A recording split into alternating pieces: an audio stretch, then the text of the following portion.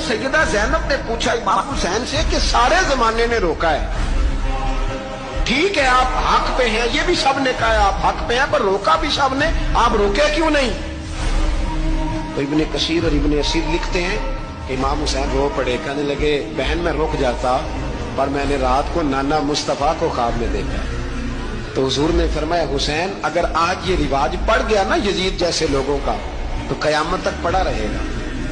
फिर लोग कहेंगे कोई निकला नहीं था तो हमें भी निकलना, फिर लोग जालिमों के सामने गर्दनें झुकाने के आदी हो जाएंगे। मैं कहता रहता हूं, कह रहा हूं, करबला की जंग कुफर इस्लाम की जंग नहीं, कुफर इस्लाम की जंग नहीं करबला की, क्योंकि यजीद तो बड़ा पक्का नमाजी था, खुतबा देता था वो तो। जब इमाम हुसैन रज़ी अल्लाह ताला अन्हु ने करबला के मैदान में जुमे का दिन था तो यजीद के सामने को बात करनी शुरू की, अमर बिन साद के सामने। तो अमर बिन साद कहने लगा हुसैन ज्यादा बातें ना कर, हमारा जुमा लेट हो रहा है, जंग के लिए तैयार हो, फटाफट आ। अहले बैत नबुव्वत को कत्ल करेंगे और कत्ल के बाद फिर नमाज पढ़ेंगे और फिर कहेंगे अल्लाहुम्मा सल्ली अला मुहम्मदिन व अला आले मुहम्मद, उसी नमाज में फिर दरूद भी पढ़ेंगे। ये कैसा मर्तबा है, कैसा अंदाज है।